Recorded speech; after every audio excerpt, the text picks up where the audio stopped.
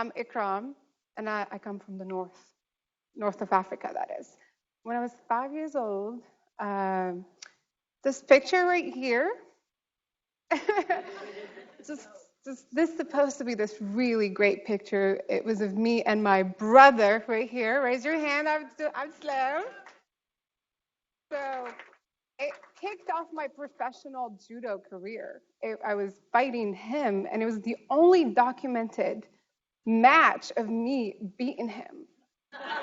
I was about 4.5, and he was about 3.5, and that picture magically disappeared. So I, I can't find that. But since I, long ago, I know most of you are likely annoyed by that kid who knew exactly what they wanted to be. That was one of them, and you can see here. I was standing at attention since I was like a baby. It's like even when that's even when holding my brother's hand, I was like, next, please. So I started judo as a 4-year-old, and then I went on to be a national champion, judo champion, in my teen years. My dad sent me this picture. He's like, "You're somewhere in that mix."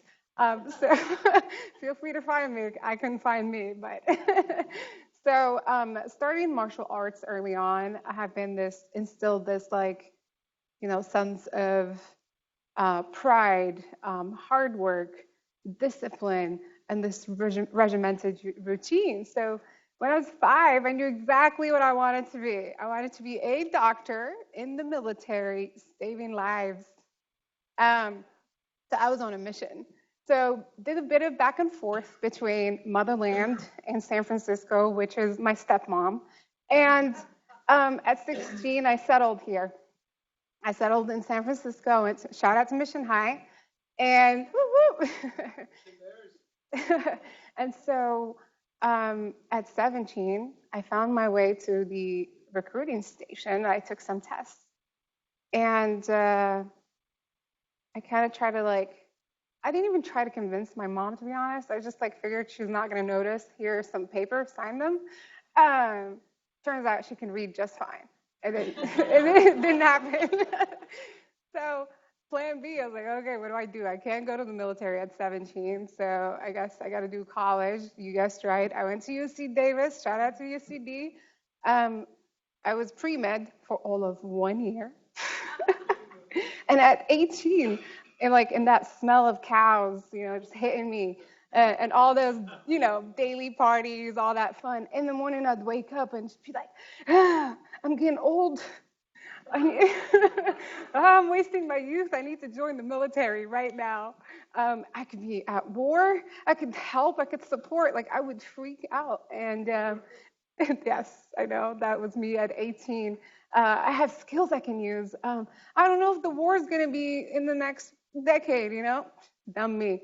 And so I picked up the phone. I called my mom's best friend, who was a recruiter in the Army.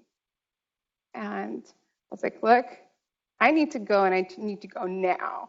And she's like, no, let's do reserves, national. No, you don't. You're not hearing me. So either you help me, or I'm going to go find someone else who's going to. So she did. Her and mom are no longer best friends, but so I went to the recruiting station. I saw this guy who's just well decorated, all these black badges here, and I'm like, what are those? He's like, air assault, Pathfinder, airborne. It's like, whoa, airborne. You're like, airborne? He's like, yes. Do you want to go? Yes, please. Hell yes.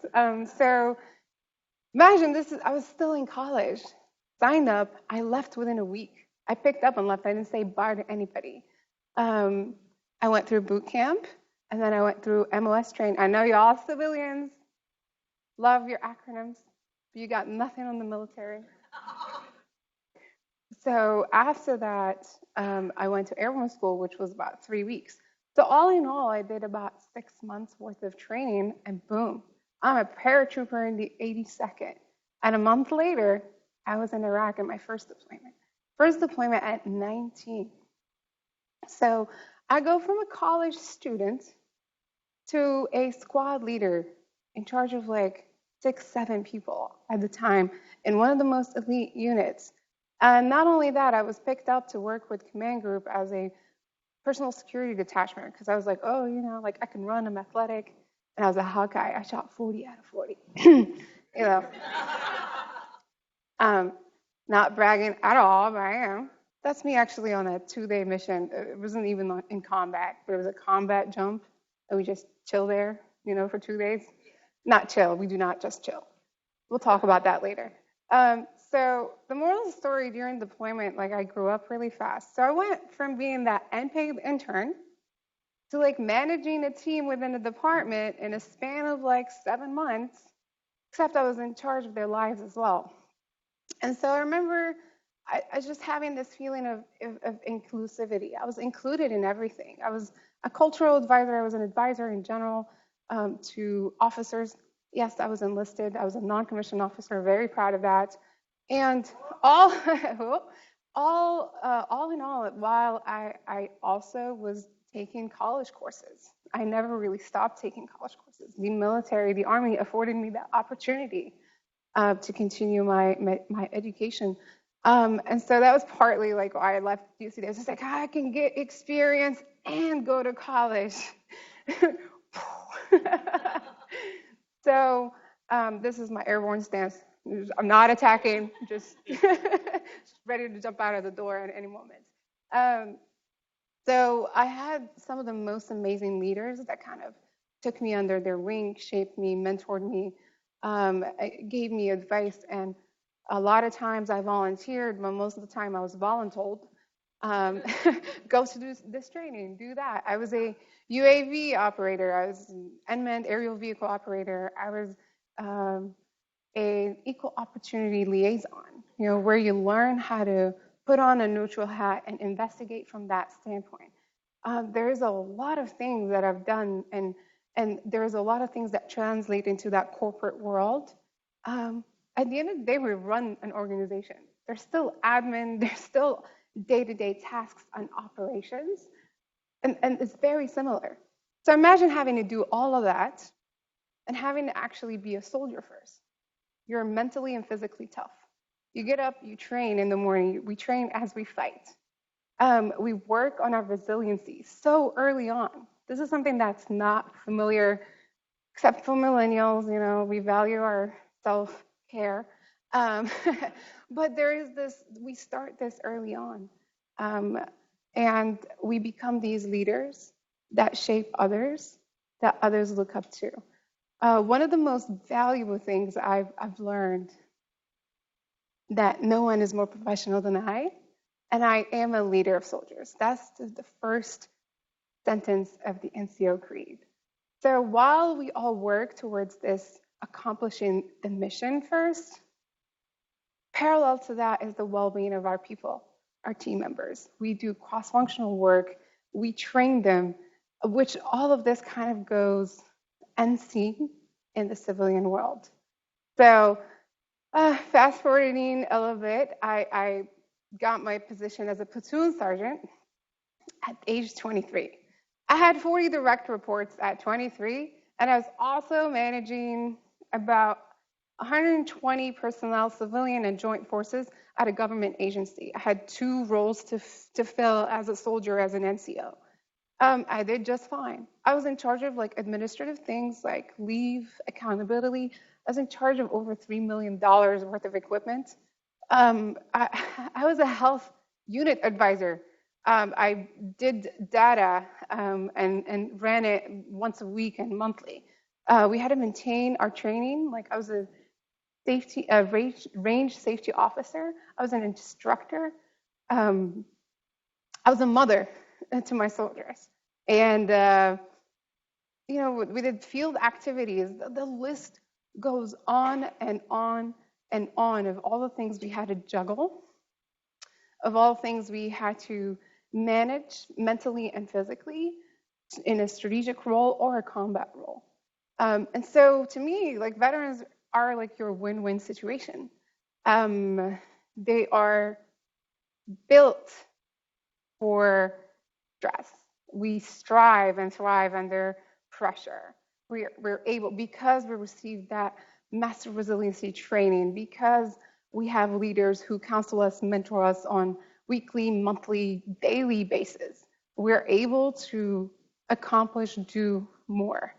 So I transitioned. I had an easy transition. So the next slide.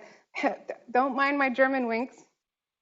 Um, but I had an easy transition into a government agency. I did the same exact thing.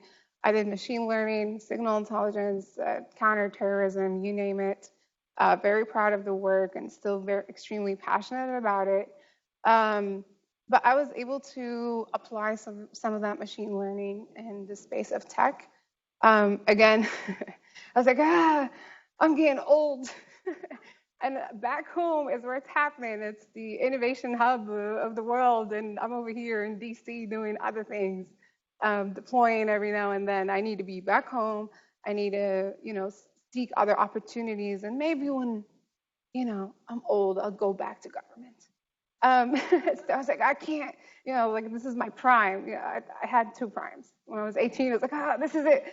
And in my late 20s, like, So I'll tell you what's next when I go through it. But so came out, pursued the position in tech.